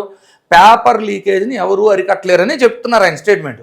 సో కంక్లూజన్ ఏంటి? మళ్ళీ పేపర్ లీక్ అవుతుంది, లీక్ అయినప్పుడు అరెస్ట్ చేస్తారు, విద్యార్థులు మళ్ళీ చదివి రాయాలి. ఇప్పుడు నీట్ ఎగ్జామ్ మళ్ళీ కండక్ట్ చేయటం వలన, ప్రెజర్ వలన కానీ ఏదైనా కానీ దేశవ్యాప్తంగా ఇప్పటికి 20 మంది విద్యార్థులు బలవన్మరణం జరిగింది. అంటే ప్రతిసారి పేపర్ లీక్ అయితే ఇలా విద్యార్థులు చనిపోయినా విద్యార్థులు రోడ్డు ఎక్కకూడదు, ఎందుకంటే ప్రభుత్వం అనేది తప్పు జరిగిన వాళ్ళని అరెస్ట్ చేసింది కాబట్టి మీ విద్యార్థులు ఇబ్బంది పడైనా మీరు ఎగ్జామ్స్ రాసుకోవాల్సిందే, రీ ఎగ్జామ్ కానీ పేపర్ మళ్ళీ లీక్ అయితే అని చెబుతారు, అంతే కదా. నేను చెప్పట్లేదండి ఆ మాట, విద్యాశాఖ మంత్రి చెబుతున్నారు అన్న, విద్యాశాఖ మంత్రి చెబుతున్నాడు, మరి ఆయన ఏమన్నాడు? ఫైనల్ దీని ఒక క్వశ్చన్ అడుగుతాండి, కంక్లూడ్ చేద్దాం దీన్ని. ఇప్పుడు విద్యాశాఖ మంత్రి తప్పు చేశాడు, విద్యార్థులు రోడ్డు మీదకి వచ్చారు, విద్యాశాఖ మంత్రి రాజీనామా చేయాలి, తప్పు జరిగింది, విద్యాశాఖ మంత్రి రాజీనామా చేయాలి, లేదా మోదీ మీద కోపం ఉంది, బీజేపీ మీద, గవర్నమెంట్ మీద కోపం ఉంది, అది ఏ పార్టీ అనండి ఏదన్నా అండి, వాళ్ళ మీద కోపం ఉంది, అది మానేసి మీరు అబ్జర్వ్ చేశారు లేదు, కొంతమంది కాశ్మీరు భారతదేశానికి సంబంధించింది లేదు, లేదా ఆర్టికల్ 370 అనేది మళ్ళీ పునరుద్ధరించాలి, రద్దు చేసి మళ్ళీ పునరుద్ధరించాలి, కొంతమంది పాటలు కూడా పాడుతున్నారు, ఏది సీతానాథ నేతానాథ అని చెప్పి రాముడి మీద వ్యంగ్యంగా కూడా పాటలు పాడుతున్నారు. విద్యార్థులు రోడ్డు మీదకి వచ్చి ఏదైతే నీట్ పేపర్ లీక్ అయిందో దాని మీద ధర్నా చేయకుండా ఇవన్నీ ఎందుకు తీసుకొస్తున్నారు సబ్జెక్టులోకి? సార్, కొన్ని వేల మంది విద్యార్థులు వచ్చినప్పుడు అందరూ ఒకే వేలో ఉండరు, కొంతమంది తప్పు చేశారు, ఈ తప్పు చేసిన వాళ్ళు కూడా మేబీ దీన్ని డైల్యూట్ చేయడానికే అరేంజ్డ్ ప్రోగ్రామ్ కూడా అయి ఉండొచ్చు, ఎందుకు కాకూడదు? మరి అలాంటప్పుడు ఆ 10 మంది ఎవడో తప్పు 10 మంది కాదు, చాలా మంది ఆ విధంగానే ఉన్నారు. చాలా వీడియోస్ చూసాం, చాలా మంది ఆ పాటలు పాడడం కానీ ఆర్టికల్ 370 అసలు ఆ మ్యాటర్. మీరు ఫేస్బుక్ చూస్తారు కదా, ఏం చేస్తుంది అంటే అది మీకు చెప్తా చూడండి. ఫస్ట్ మీరు ఏదైతే చూసి ఇంట్రెస్టింగ్గా చూసారో రిపీటెడ్గా అదే కైండ్ ఆఫ్ వీడియోస్ మీకు చూపించింది. అవును, సో మీరు అలా చూడటం వల్ల మీకు వాస్తవాలు తెలియట్లేదు అంట. నేను ప్రతి వీడియో చూస్తానండి. అంటే విద్యార్థులు పోలీసులు కొట్టడం, మహిళలని అసభ్యంగా తాకటం, మహిళలని అసభ్యంగా తాకినందుకు వెనక నుంచి చూసిన పోలీసులు నవ్వుకోవటం, ఏం చూడలేదన్నమాట. నేను అదే చెప్తున్నా, విద్యార్థుల్ని పోలీసులు కొట్టడం చూసా, ఒక పోలీసు 2 పోలీసులు ఉన్నప్పుడు విద్యార్థులు పరిగెత్తడం చూసా, అన్ని వీడియోలు చూసాను నేను. విద్యార్థులను పోలీసులు కొట్టడం, మహిళలని సార్ అసలు పోలీస్ వ్యవస్థ ఎందుకు చెప్పండి? రక్షణ ఇవ్వడానికి, ఏదన్నా ప్రాబ్లం రక్షణ ఇవ్వడానికి, మహిళలకు భద్రత ఇవ్వడానికి ఉండేది కదా. అలాంటి పోలీస్ వ్యవస్థే మహిళలను అసభ్యంగా తాగుతూ నవ్వుకుంటూ ఇలాంటి పనులు చేస్తున్నప్పుడు అక్కడ పోలీస్ వ్యవస్థ మీద ఏం నమ్మకం ఉండేది? లేదు, కీలుబొమ్మలు అక్కడే కాదండి, మొత్తం కీలుబొమ్మలు కదా సార్. నేనేమంటున్నాను, నిన్న జరిగిన యాజిటేషన్లో అవకాశం తీసుకొని మహిళలను అసభ్యంగా తాకి నవ్వుతున్నారు చూసారా, వాళ్ళ మీద అసలు యాక్షన్ ఎందుకు తీసుకోవాలి? ఇప్పటిదాకా ఎందుకు తీసుకోవాలా? పోలీసులు కాని యువకులు లాఠీలు తీసుకొని స్టూడెంట్స్ను కొట్టిన వీడియోలు చూసాను. కానీ పోలీసులు లాఠీలు వాళ్ళ దగ్గర ఎందుకండి? పోలీసులు లాఠీలు పోలీసుల సమక్షంలో పోలీసులు కాని వాళ్ళ దగ్గర ఎందుకండి? అవే లాఠీలు జనరల్ అంటే సివిల్, మీరు చెప్పిన వాళ్ళే సివిల్ డ్రెస్సుల్లో లాఠీలు పట్టిన పోలీసులు కొడుతున్న వీడియోలు కూడా చూసాను నేను. దాంతోపాటు నేనంటాను అదే ఎట్లా వచ్చినాయి వాళ్ళకి అంటున్నా. అదే అంటే ఇదంతా లా అండ్ ఆర్డర్ ఫెయిల్యూర్ కాదు, అయితే 100% లా అండ్ ఆర్డర్ ఫెయిల్యూర్, మొత్తం టోటల్గా లా అండ్ ఆర్డర్ ఫెయిల్యూర్ ఢిల్లీలో. బేసికల్లీ ఒకటి సార్, ఎప్పుడైనా ఒక విప్లవం కానీ ఒక యాజిటేషన్ కానీ అణిచివేద్దామనే ధోరణి దగ్గర ప్రారంభమైంది. అవును, ఇప్పుడు ఇన్ని పేపర్ లీకేజ్లు అయినప్పుడు అతన్ని మార్చి ఇంకొకతను పెట్టడానికి బీజేపీకి ఉన్న అభ్యంతరం ఏంటి? ఫస్ట్ ఫస్ట్ అంటే అంటే ప్రతిపక్షం వాళ్ళు స్టూడెంట్స్ గెలిచినట్లు అంటే అంటే వీళ్ళ ఆలోచన ఏంటంటే అతను మారిస్తే మేము తప్పు చేసినట్టు ఫీల్ అవుతారని వీళ్ళు ఆలోచిస్తున్నట్టు ఏంటొచ్చు కదా. తప్పు చేసినట్టు కాదు, దానికి అంత స్కిల్ లేని అతను ఇంకా స్కిల్ ఉన్న అతను పెట్టండి, ఇంకా సమర్థుడిని పెట్టండి. నేను తప్పు చేశారని కూడా అంటలా, మీరు అసమర్థత అలాంటి ఆలోచన వస్తుంది ప్రజల్లో అని చెప్పి ఎందుకు వచ్చింది? అడగగానే తప్పుని యాక్సెప్ట్ చేసి పక్కన పెట్టారని పాజిటివ్నెస్ రావచ్చు. అది రెండు రకాల వేలు అవుతుంది. వీళ్ళు మిగతా వాళ్ళు ఏం చేసుకుంటారంటే దీన్ని రాంగ్ వేలు తీసుకెళ్తారు, తప్పు చేశారు కాబట్టి తీశారని చెప్పి. అంటే ఎవరి రాజకీయ వ్యూహాలు వాళ్ళకు ఉంటాయి కదండి, మనకు తెలియదు కదా అది. సార్ ఇక్కడ జరుగుతున్నల్లా ఏం లేదు సార్, అభివృద్ధి అనేది పక్కన పెడితే కుల మత రాజకీయాల ప్రకారమే దేశం మొత్తం నడుస్తుంది. ఎగ్జాక్ట్లీ. యువత అనేది నిజంగా చెప్పాలంటే ఈ మత రాజకీయాల్లో తప్పుదోవ పడుతుంది. ఎందుకంటే కెరీర్ ఫోకస్ లేకుండా కెరీర్ ఫోకస్ పక్కన పెట్టేసి ఈ మత రాజకీయాల వలన ప్రలోభపడుతున్నారు. మత రాజకీయం అనేది ఇప్పుడు కొత్తగా వచ్చింది కాదండి. 500 సంవత్సరాల క్రితం ఔరంగజేబు, ఛత్రపతి శివాజీ దగ్గర నుంచి మత రాజకీయాలు నడుస్తూనే ఉన్నాయి. ఇప్పుడు కొత్తగా వచ్చింది ఏం కాదు. లేదు సార్, అదే మీకు చరిత్ర తెలియకుండా ప్రతిసారి మీరు కన్ఫ్యూజ్ అవుతున్నారు. ఔరంగజేబు తరపున యుద్ధం చేసిన వాళ్ళంతా హిందూ. అదే అండి, ఛత్రపతి శివాజీ సేనాధిపతి అంటే అక్కడ హిందువులు. విషయం ఏంటంటే చరిత్ర అంటే కాంగ్రెస్ ప్రభుత్వం ప్రవేశపెట్టిన టెక్స్ట్ బుక్. ఇక్కడ ఏమవుతుంది అంటే ఈ రోజున ఆలాఫ్షడన్ తెచ్చి ఛత్రపతి శివాజీని హిందూ రాజు, హిందువుల కోసం పోరాడిన రాజు కింద పోర్ట్రేట్ చేస్తున్నారు. ఆయన గొప్ప రాజు, యుద్ధవీరుడు, ఆ రోజున మొఘలులను ఎదిరించిన వాడు, అది ఒప్పుకోండి. కానీ ముస్లింలకు వ్యతిరేకంగా పోరాడిన హిందూ రాజు కాదు. ఎందుకంటే తన సైన్యంలో ఇప్పుడు అదే కదా పోర్ట్రేట్ చేసేది. ఇప్పుడు కూడా ఆ ప్రతి హిందువు ప్రతి ముస్లిం శత్రువులు కాదు ఇక్కడ, కానీ జరుగుతుంది అది కాదు కదా సార్ వాస్తవం. ఇప్పుడు మీరు నిజంగా మీడియాలో ఉంటే వాస్తవం ఏం జరుగుతుంది, మార్కెట్లో ఇప్పుడు ఏం జరుగుతుంది, మార్కెట్లో ఏం జరుగుతుంది, శివాజీ గారిని ఏ విధంగా పోర్ట్రేట్ చేసి చూపిస్తున్నారు. శివాజీ గారు మొఘల్స్ మీద పోరాడిన వ్యక్తి, చిన్న చిన్న రాజులందరినీ ఏకం చేసి స్ట్రాంగ్ అవ్వాలి, ఒక సిస్టమేటిక్గా వర్క్ చేశారు. కానీ తన సేనాధిపతులు వీళ్ళంతా ముస్లింసే కదా. ఔరంగజేబు తరపున పోరాడిన వాళ్ళంతా, యుద్ధం చేసిన వాళ్ళంతా హిందువులే కదా. అందరేం లేరండి, ఒకళ్ళిద్దరు ఉంటారంటే అందరేం ఉండరు. సరే, అంటే ఆయన కాళ్ళ మీద వ్యతిరేకత ఉంటే చేయడు కదా, అలా ఆ ఒకళ్ళిద్దరు కూడా ఛాన్స్ ఇవ్వడు కదా. నేను అదే చెప్తున్నాను. ఇప్పుడు కూడా మత రాజకీయాలు కాదు, మతం కోసం జరిగిన యుద్ధాలు కాదు, గుర్తుపెట్టుకోండి. ఆ రోజు మన ఇంటి పక్కన ఉన్న రాజ్యాల కోసం, అది కాదు సార్, అధికారం కోసం రాజ్యాల కోసం జరిగిన యుద్ధాలు అవి. వాటిని ఏదో 500 ఏళ్ల క్రితం నుంచి మత రాజకీయాలు ఉన్నాయని మీరు జడ్జిమెంట్ ఇవ్వద్దు అంటున్నా నేను. అంటే ఇప్పుడు కొత్తగా దాన్ని కూడా మతం పిలుగుతున్నారంటారు. ఎందుకు పిలవట్లేదు సార్? ఇప్పుడు సింపుల్ లాజిక్ సార్, మొఘల్స్ వచ్చినా, బ్రిటిష్ వాళ్ళు వచ్చినా, డచ్ వాళ్ళు వచ్చినా, ఎవరు ఎన్ని వచ్చినా ఇండియాలో మెజారిటీ మతం కానీ మెజారిటీ ఆఫ్ పీపుల్ కానీ హిందువులే. ఇప్పుడు ఆల్ ఆఫ్ సడన్ హిందూ కత్రమే అంటే ఏంది ఇది?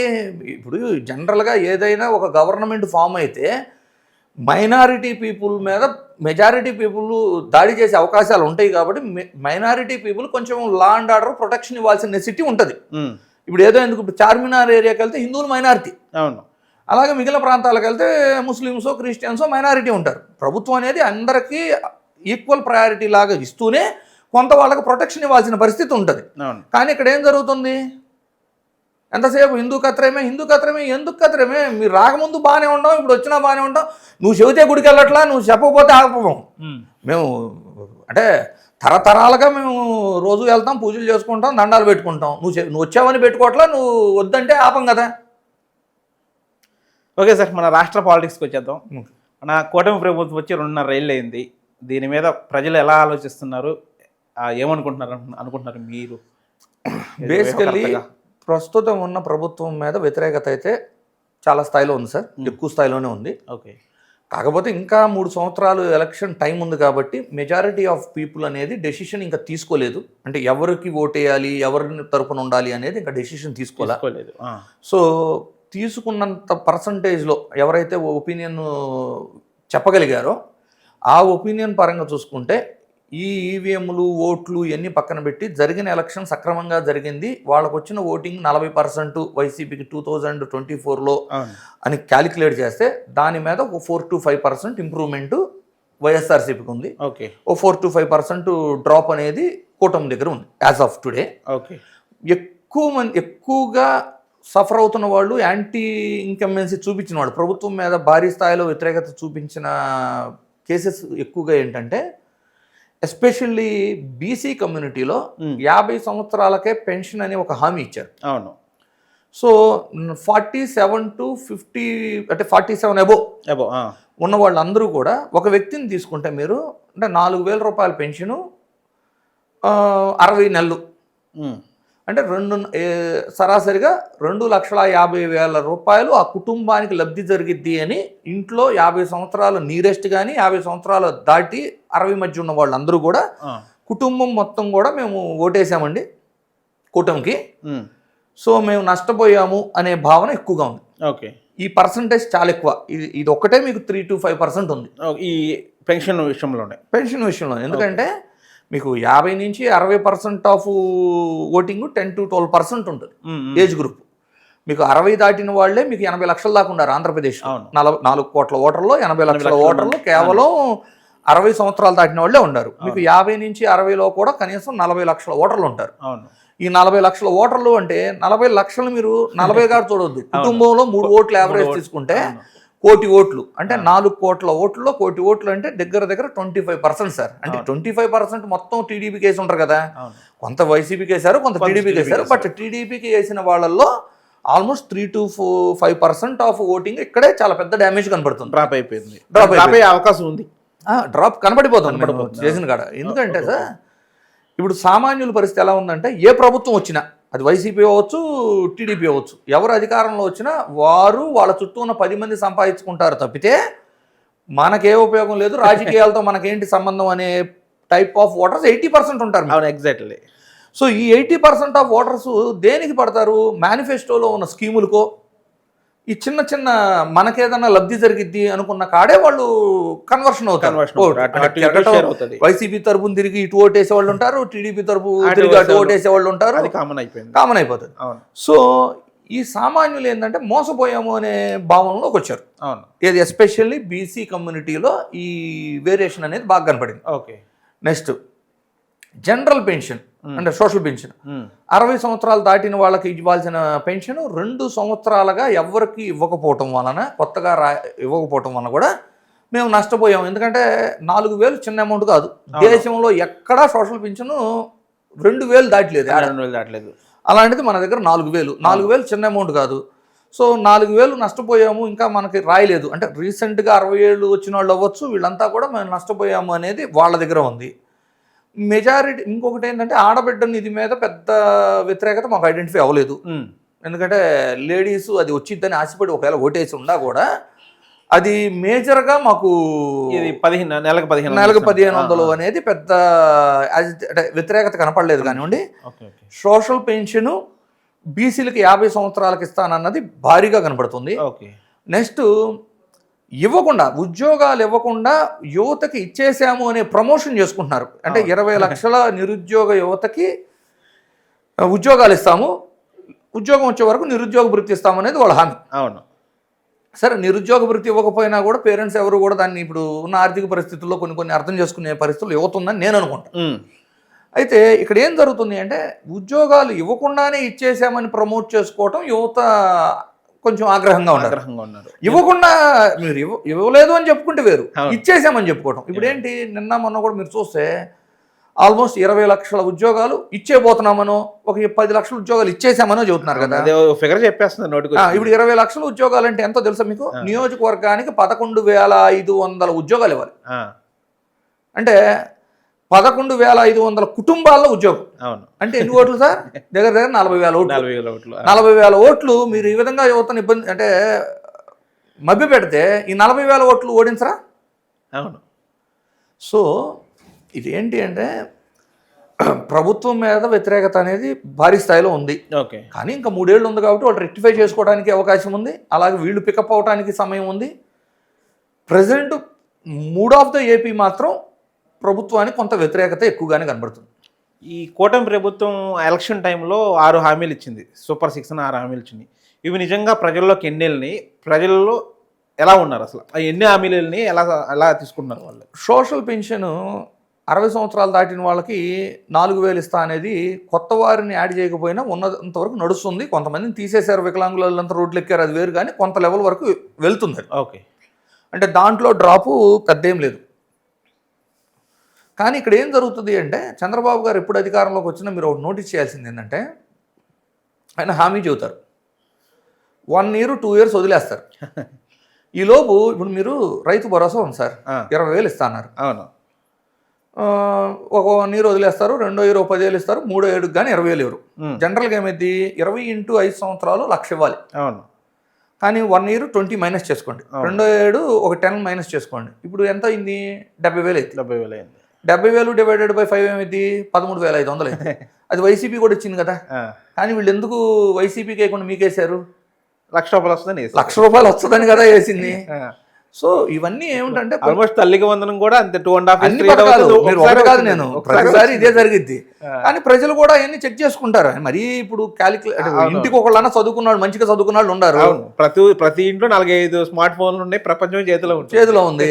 సో ఇవన్నీ కూడా ఏంటంటే కొంచెం ఇంపాక్ట్ క్రియేట్ చేస్తాయి. కాకపోతే సార్ మీరు ఒకటి గుర్తుపెట్టుకోండి, అంటే మేము ఈ ఒక 3rd time అంటే 3 ఎలక్షన్ల నుంచి చూస్తున్నాం కదా సర్వేలు ఇవి.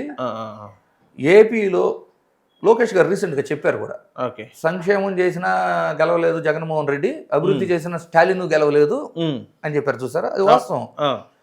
ఏపీ ప్రజలు సంక్షేమానికో డెవలప్మెంట్కో ఎయిరు. వాళ్ళు ఎలక్షన్ టైంలో ఎమోషనల్గా ఎవరు ఇంపాక్ట్ క్రియేట్ చేయగలిగితే వాళ్ళకే వేస్తారు.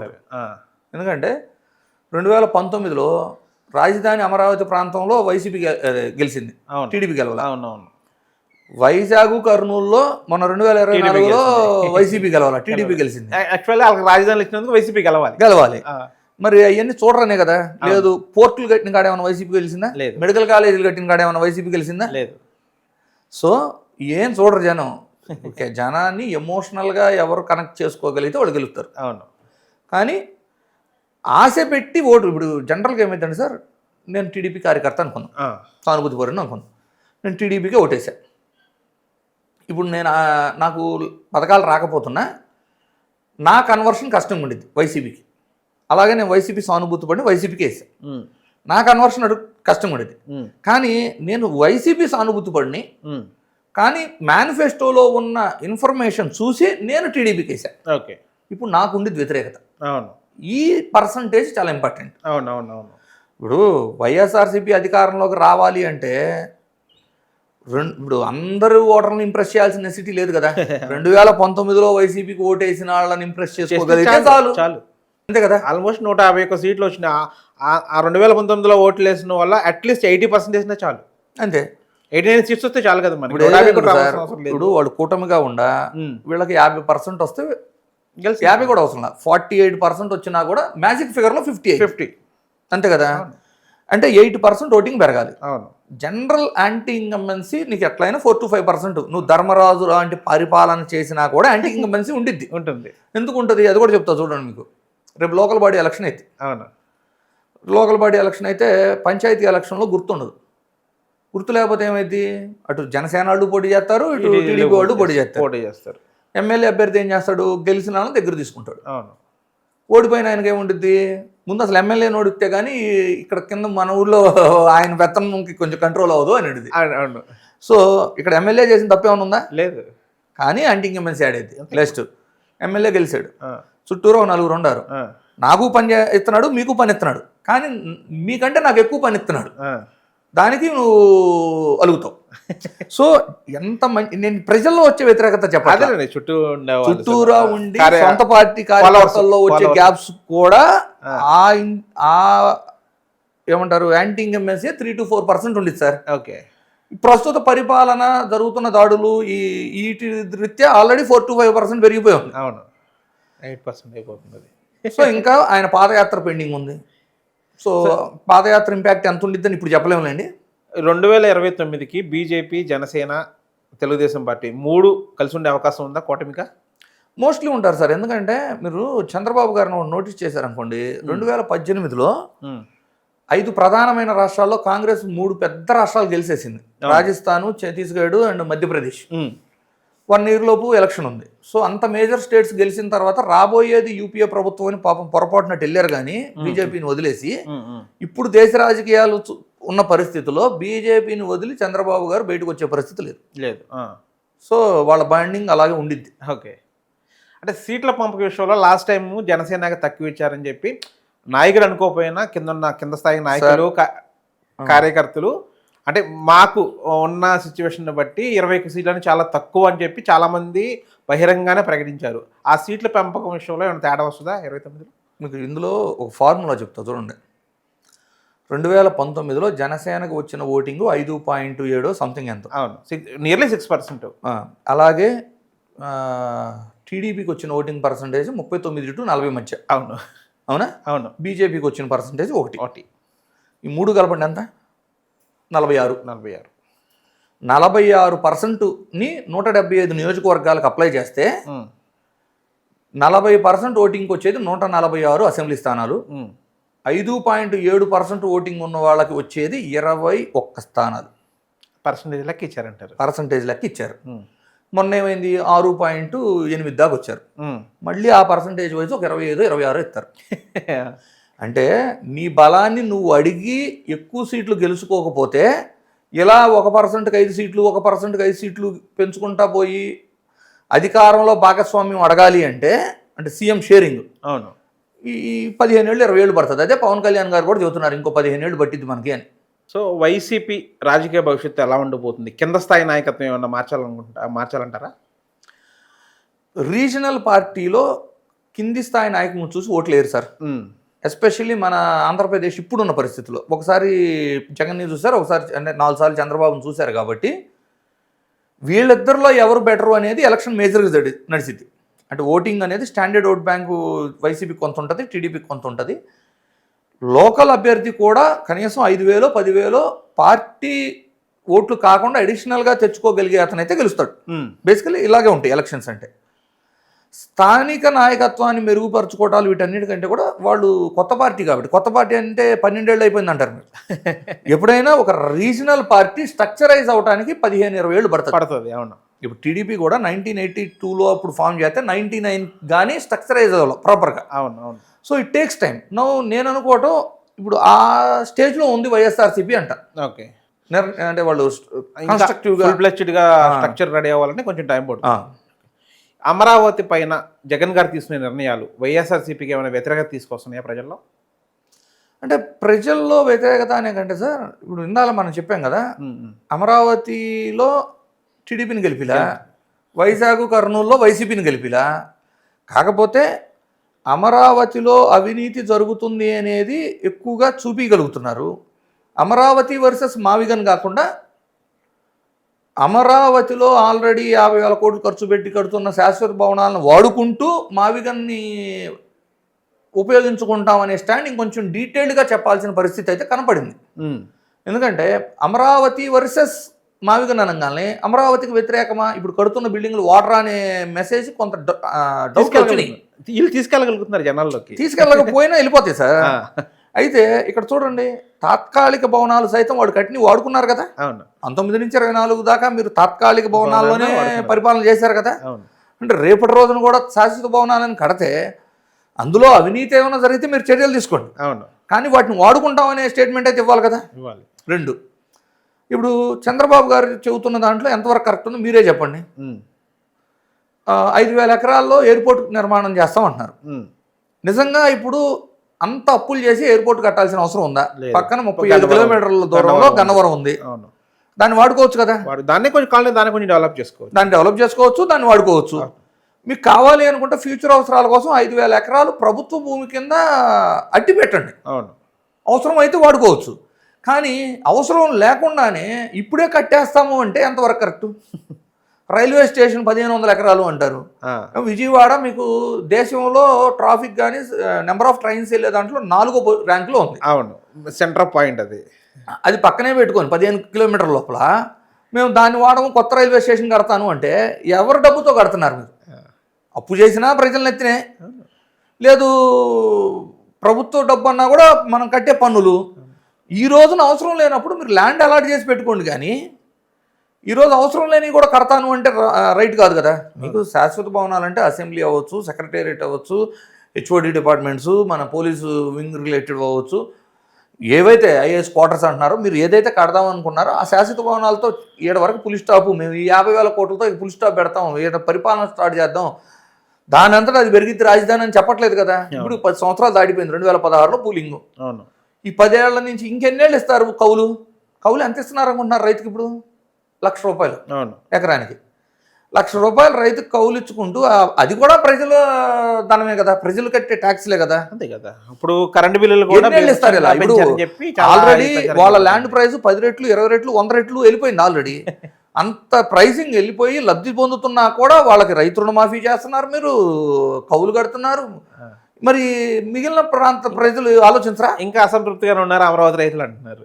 అంటే వాళ్ళ వెర్షన్ వాళ్ళది సార్. నేనేమన్నానంటే మిగిలిన ఏరియా ప్రజలు ఆలోచిస్తారు కదా ఇవన్నీ. అవును, ఆలోచిస్తారు. అంటే అంటే మనం కట్టే ట్యాక్సులు లేదు, మన నెత్తిన పడుతున్న అప్పు 10 ఏళ్ళు దాటినా ఇంకెన్నేళ్ళు అని ఇస్తారు. ఒక టైం పీరియడ్ ఉండాలి కదా, 2016కి ఇప్పటికి ఈజీగా ఒక 5 రెట్లు 10 రెట్లు రేట్లు అయితే పెరిగినాయి సార్. అవును. అంటే వాళ్ళకి ఇంకెన్నేళ్ళు ఇస్తారు? మరి అవసరం ఉంటే అమ్ముకుంటారు కదా ల్యాండ్. అవును. అప్పుడే డబుల్ రేట్ ట్రిపుల్ రేట్ తీసుకునేస్తే అయిపోయేది. అసలు ఎంత ఖర్చు ఉండేది కాదు. 4 times ఇచ్చినా కూడా ఏముండదు సార్. వాళ్ళకి కౌలు ఇప్పటి వరకు 4,000 కోట్ల వరకు ఇచ్చారు. ఇంకో 2,000 కోట్లు పెట్టుకుంటే 30,000 ఎకరాలు వచ్చేసేది, మొత్తం గవర్నమెంట్ స్వాధీనం అయిపోయింది. మళ్ళీ జగన్ గారు గ్రాస్ రూట్ స్థాయిలో ప్రజల్లోకి వెళ్దాం అనుకుంటున్నారు. ఇది 2029కి వైఎస్ఆర్సీపీకి బలం చేకూరుస్తుందా? ఇక్కడ మేజర్గా ఒకటి అబ్జర్వ్ చేయండి. Jagan mass leader. ఎంతమందిని కలిసినా ఇంకా మాకు అపాయింట్మెంట్ ఇవ్వలేదు, మాకు ఫోటో దిగలేదు అనే అసంతృప్తి భారీ స్థాయిలో ఉంది కింద. సో ఈసారి పాదయాత్ర ముందు అది సప్రెస్ చేయడానికి ఉపయోగపడిద్ది అనుకుంటాను నేను. ఎందుకంటే నువ్వు ఆల్రెడీ పాదయాత్ర చేసావు రాష్ట్రం అంతా. సో భౌగోళిక ఆర్థిక అంటే అక్కడ కుల వృత్తులు ఏంటి, అక్కడ వనరులు ఏంటి, ఎలాంటి జీవనం ఉండిద్ది, ఎవరి ఇబ్బందులు ఏంటి నీకు తెలుసు ఆల్రెడీ. తెలిసిన తర్వాత నువ్వు సీఎంగా వ్యవహరించావు, చేయగలిగి నేను చేసావు, కొన్ని చేయలేకపోయావు అనుకుందాం. మళ్ళీ పాదయాత్ర చేసి తెలుసుకునేది ఏం లేదు కదా సేమ్ ఏరియాని. కాకపోతే ఈ అసంతృప్తులన్నీ సప్రెస్ అవ్వడానికి తనకు అదే హెల్ప్ అయ్యిద్ది అనుకుంటాను. ఓకే. ప్రస్తుతం వైఎస్ఆర్సీపీలో అతి బలమైనది ఏంటిది, అతి బలహీనత ఏముంది? బలం కేడర్ సార్. ఎందుకంటే 11 స్థానాలకు పడిపోయిన పార్టీకి అంత స్ట్రాంగ్గా కార్యకర్తలు నిలబడకపోయి ఉంటే ఈ పార్టీ క్లోజ్, ఒక రీజనల్ పార్టీ ఆల్మోస్ట్. సో బలం కార్యకర్తలు. బలహీనతలు అంటే ప్రభుత్వ వ్యతిరేకత పక్కన పెట్టి వీళ్ళు పార్టీని నిర్మించుకోవటంలో, అంటే అధికారంలో 5 ఏళ్ళు ఉండి కూడా సొంత పార్టీ సెంట్రల్ ఆఫీస్ లాంటిది కట్టుకోలేకపోవటం, జిల్లా లెవెల్లో పార్టీ ఆఫీసులు కట్టుకోలేకపోవటం, ఏమంటారు కార్యకర్తలు రిజిస్ట్రేషన్లు చేసుకోలేకపోవటం, ఇది మెయిన్.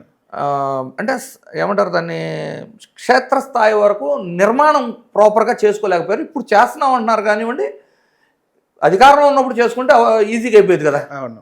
సో బలహీనత అంటే అధికారంలో ఉన్నప్పుడు కూడా సరైన స్ట్రక్చర్ ఏర్పాటు చేసుకోకపోవడం, క్షేత్రస్థాయి వరకు. అవును, అది బలహీనత. ఇప్పుడు కూటమి ప్రభుత్వము కొంతమంది వైసీపీ నాయకుల్ని పర్టికులర్గా టార్గెట్ చేసి అరెస్ట్ చేస్తుంది అంటున్నారు. సో ఇది ప్రజల్లో వైసీపీ పార్టీకి సానుభూతిని తీసుకెళ్తుందా, లేకపోతే లేదు ప్రభుత్వం చేస్తున్నది చట్టపరమైన చర్యలే అని ప్రజల్లోకి వెళ్తుందా? ఇక్కడ 2 వెర్షన్స్ ఉండేవి సార్. కక్షపూరిత రాజకీయాలు నేను వైసీపీకి కూడా కలిపి చెప్తున్నా.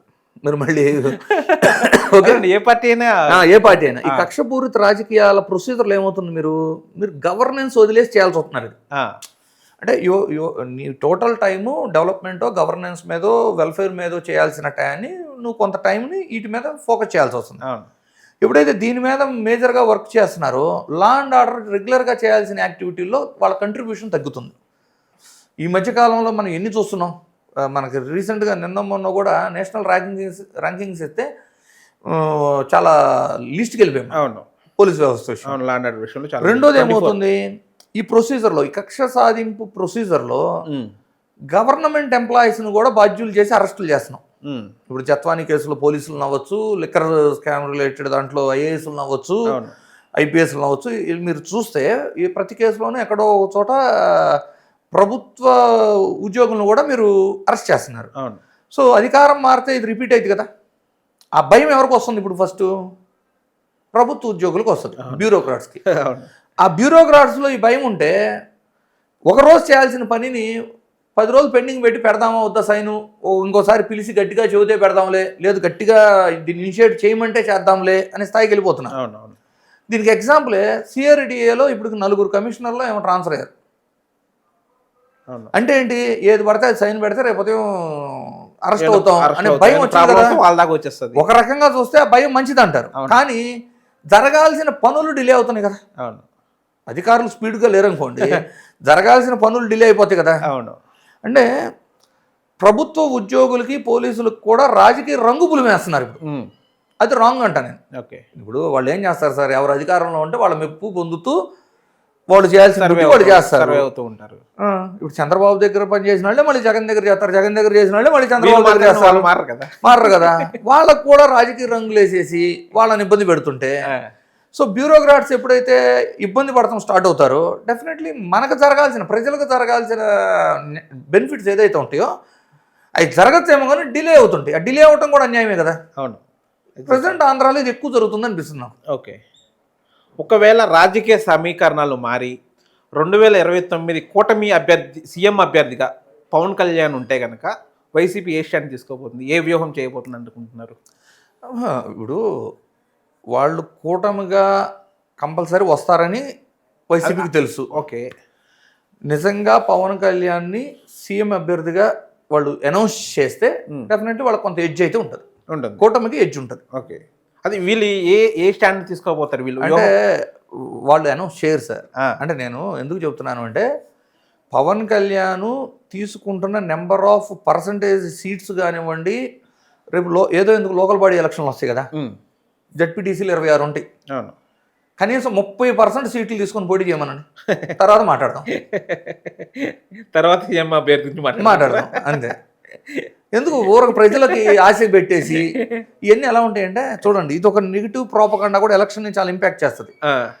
వైసీపీ రైతు రుణమాఫీ చేయబోతుంది అని ఎక్కడికక్కడ లీకులు, ఇప్పుడు 2024 ఎలక్షన్ ముందు మేనిఫెస్టోలో అది లేకపోయేసరికి డిసప్పాయింట్ అవుతారు కదా. అవును. ఇప్పుడు ఇది కూడా కూటమికే డ్యామేజ్.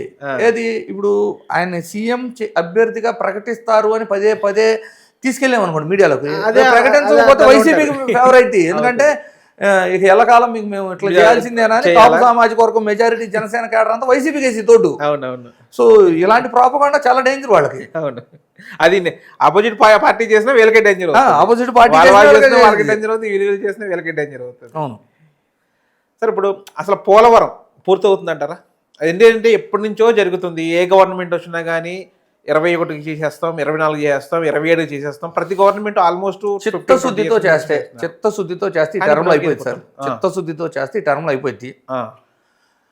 కానీ అవి మాత్రం ఏంటి ఉపయోగం? ఇప్పుడు ఆ హైట్ తగ్గించి మనం యాక్సెప్ట్ చేసిన తర్వాత ఏ ఉపయోగం ఉందని కంప్లీట్ చేసుకోవాలి మనం. అవును. మనీ లాస్ తప్ప ఏమీ లేదు. సార్, 2029 ఎలక్షన్లో చంద్రబాబు వర్సెస్ జగనేనా, వేరే కొత్త పార్టీ అంటే జనసేన అనేది ప్రజెంట్ కూటమిలో ఉంది కాబట్టి వాళ్ళని పక్కన పెట్టేసేయండి, చంద్రబాబు గారు వర్సెస్ జగన్ గారైనా వేరే కొత్త పార్టీ వచ్చే అవకాశం ఉంది? అంటే రీసెంట్గా మనం చూస్తున్నాం, ఒక పాన్ ఇండియా స్టార్ కొత్త పార్టీ పెట్టబోతున్నాడు. సార్ ఒక మాట చెబుతానండి, ఒక రాజకీయ పార్టీని నడపాలి అంటే, ఒక ఎలక్షన్ చేయాలి అంటే, అంటే ఎలక్షన్ చేయడం వేరు, ఎలక్షన్ చేసి అధికారంలోకి రావాలి అంటే ఎలక్షనీరింగ్ 10,000 కోట్లు ఖర్చు. పెద్ద మ్యాటర్ ఏం కదా, 5 సంవత్సరాలకి. పాన్ ఇండియా స్టార్ కంటే పెద్ద మ్యాటర్ లేదు సార్. అదే అది చాలా అంటే నాకు తెలిసిన ఇన్ఫర్మేషన్ ఏంటంటే, పాన్ ఇండియా స్టార్ని అడ్డు పెట్టుకుని ఒక పెద్ద బిజినెస్ మ్యాన్ సార్, ఒక బీజేపీలో ఉన్న ఎమ్మెల్యే ఒక పెద్ద బిజినెస్ మ్యాన్ చేస్తున్నారు. ఎవరు సాహసం చేయరు సార్. అవి తట్టుకోలేకే చిరంజీవి గారు పార్టీని విలీనం చేసిన, మరి 2019లో పోటీ చేసేటప్పుడు ఫండ్స్ సరిపోలేదనే ఇప్పుడు పొత్తులోకి వచ్చి ఫండ్స్ కొంత వేరే పార్టీ ఇచ్చిద్దని పవన్ కళ్యాణ్ గారు అఫీషియల్ చెప్పిందే కదా.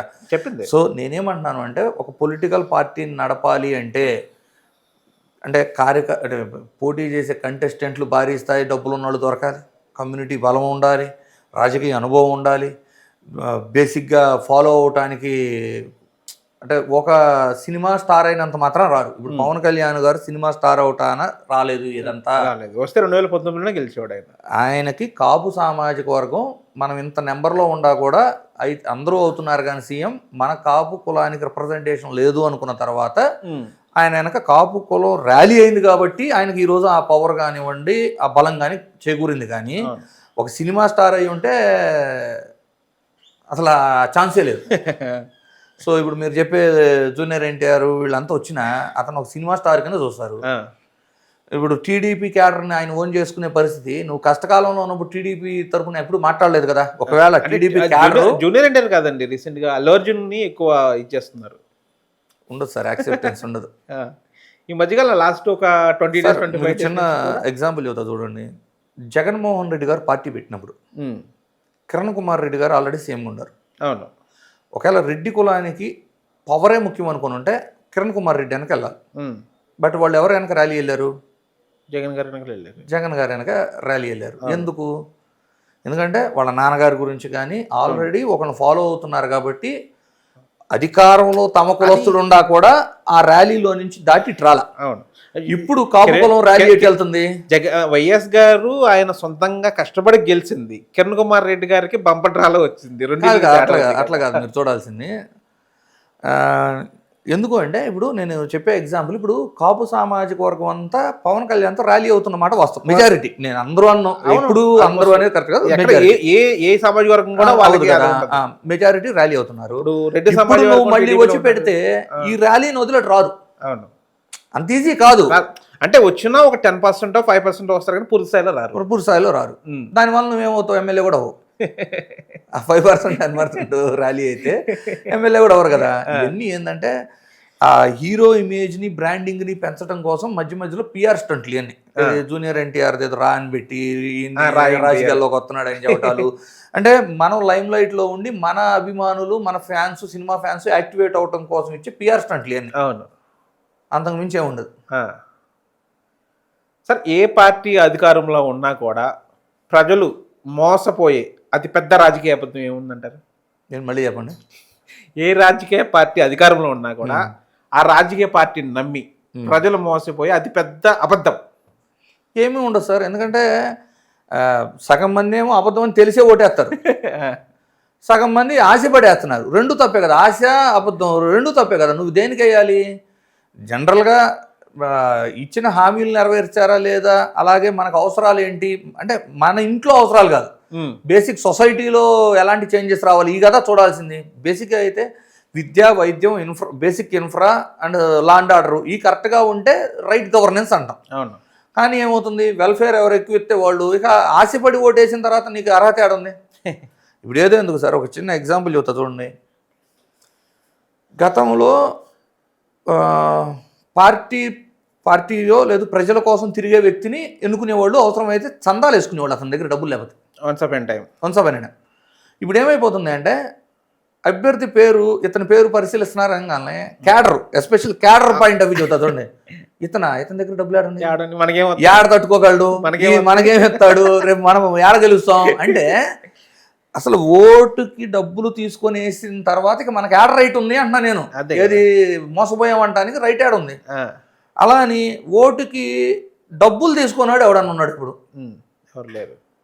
ఒకప్పుడు వీకర్ సెక్షన్స్ వరకు పంచి అభ్యర్థి తరపు సామాజిక వర్గం వాళ్ళు తీసుకోకుండానే ఎలక్షన్ జరిగేది. ఇప్పుడు అది కూడా లేదు. ఇప్పుడు ఫోన్ చేస్తున్నారు ఇంకా మా ఇంటికి రాలేదని. ఇప్పుడు ఏంటంటే ఏ పార్టీలో ఉన్నా కానీ 3-4 పార్టీల నుంచి తీసుకుంటున్నారు. ఇప్పుడు తీసుకోండి, ఎవరు ఇచ్చినా తీసుకుంటారు, ఇందులో తప్పు కూడా లేదు సార్. తీసుకోకపోతే కొడుతున్నారు అంటే ఇది కూడా గుర్తుపెట్టుకోండి. గతంలో ఎలా ఉండేది, ఒక పార్టీ అతను నమ్ముకొని అతని దగ్గర తీసుకున్నారు అనుకోండి, అయ్యా మేము వాళ్ళ దగ్గర తీసుకున్నాము, మేము వాళ్ళకి మాట ఇచ్చాము అని నిజాయితీకి చెప్పేవాడు.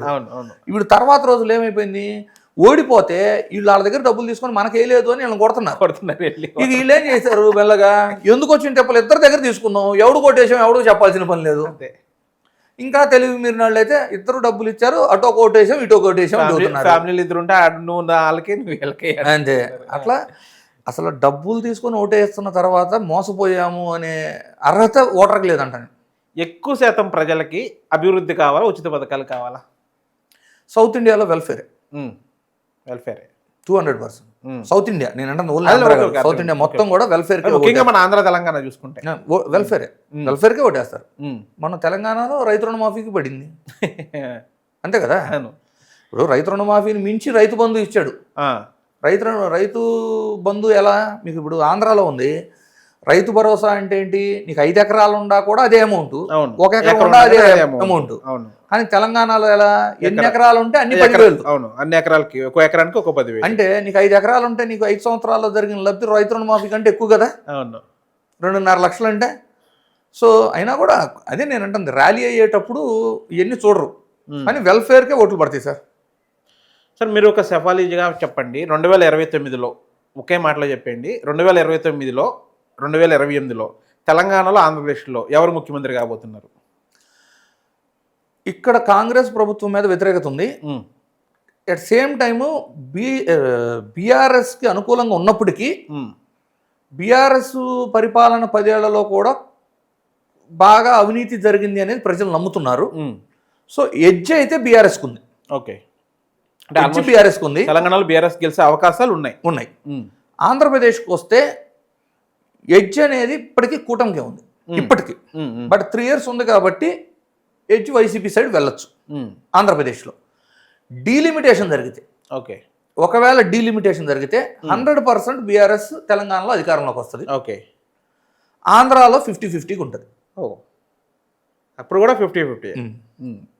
కానీ అంటే ఇచ్చిన సూపర్ 6లో ఒక ఉచిత బస్సు తప్ప ఇంకేమీ చేయలేదు అని పూర్తిస్థాయి వ్యతిరేకత ఉందని చెప్పి సోషల్ మీడియాలో బాగా ఇదవుతుంది. సార్ ఇక్కడ గుర్తుపెట్టుకోండి, మేనిఫెస్టో చూసేటప్పుడేమో పథకాలు చూసి ఓట్లేస్తారు. నిజంగా సంక్షేమ పథకాలకి ఓటేసేటైతే జగన్ గెలవాలి కదా. అవును, పాయింట్ అది.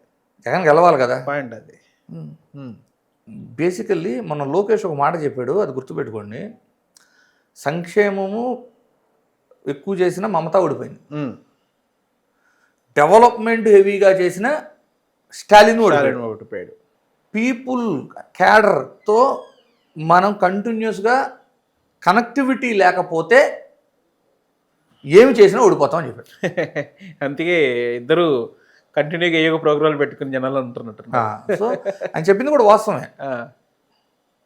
మీ విలువైన సమయాన్ని మా స్టూడియోలోకి వచ్చి మరింత సమాచారం ఇచ్చినందుకు మీకు ధన్యవాదాలు.